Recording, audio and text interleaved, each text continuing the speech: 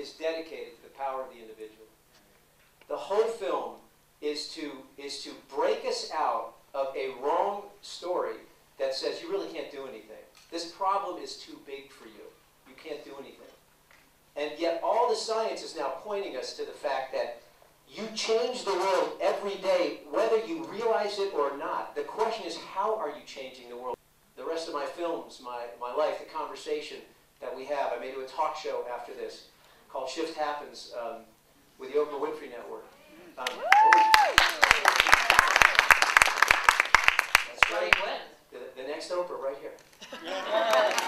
Very unusual package. Very unusual Lebanese, kind of a homeless-looking package is what's going on. But I walk in that faith, so I do know the power, I do realize the power, and I stand on that power, and it's in everyone. It is not any different in me than anyone here. How can we help you get this movie out to as many people as possible all over the world? But we need you. I don't have the $50 million that opened Bruce Almighty or opened Liar Liar. I don't have the studio machine. You're it.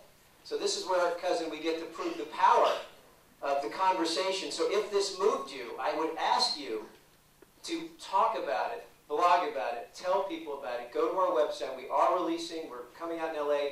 Our premiere's March 8th. We open in LA March 11th, but then it goes wide depending on how this spreads. And we know there's enough enthusiasm when audiences see it, but we need to get audiences there. So help us.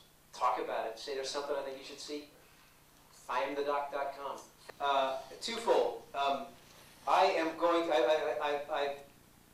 often said that the most powerful story I will ever tell was the one I will tell in my life. So I am walking imperfectly a new way, a way that I hope is more reasonable, where I understand how I do business now in show business. I will not stand on top of a movie ever again and say I am the most valuable. I don't believe it.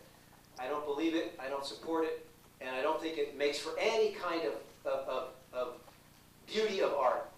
There's a line that I love. Now art glorifies the artist, affirming the part above the whole. So you affirm me above the whole. I'm the director, I'm the best. That is why art too serves this vision of death. I don't believe in that anymore. Your tendency toward wanting a better world, and we reflect that in our art. But when you pull us out and you say, and you bow to us, and you red carpet us, you are hurting us and you are hurting your culture. So I ask you to wake up to what energy you put out in the world as you read the gossip sheets, because we're all too afraid to look at the gossip in our own lives. We want to heal and see the fall on the outside because we're too afraid of the fall on the inside. When we stop that craziness on a societal level, we'll go away. We'll come back. It's not congressional leaders, folks, it's congressional followers. And when you wake up to that the things you care about and you put your time to and you teach your children and you embody the questions you ask have power, and that'll be reflected in what you build in me. Yeah.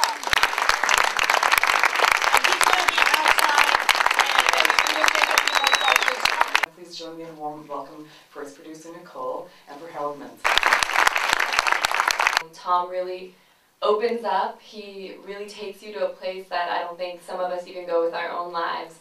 And it's a really compelling film. Of course, I'm biased, but I hope you guys enjoy it. I hope you guys, we want you to engage in the conversation afterwards. If you guys could stick around, Tom will be here.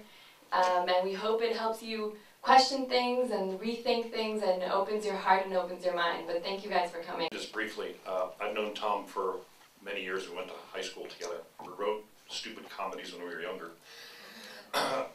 And throughout his career, I check in on him from the East Coast. How's things going? Great, millions of dollars, box office, things are good. Come out and work with me. Yeah, no thanks. I have no love lost for Los Angeles. I'm good here on the East Coast. 2 years ago, he called me and told me he was working on this project. Got my attention. So much so that I looked at my wife and said, I want to quit my career after 25 years, sell our house, and go move next door to Tom. And we did. We actually did. Notice my wife's not here with us today. Just kidding. Just kidding. Just kidding. She's all with it. Thumbs up. But we're looking forward to having a great conversation with you after the movie. Please stay around if you can.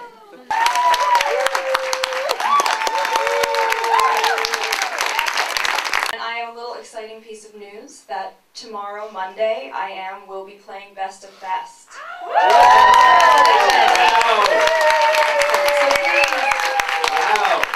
Tell everyone about it and tell them they have another chance to see this fantastic film. Thank you and good night. Well, I'm certainly not leaving show business. I'm leaving the way I do business in show business.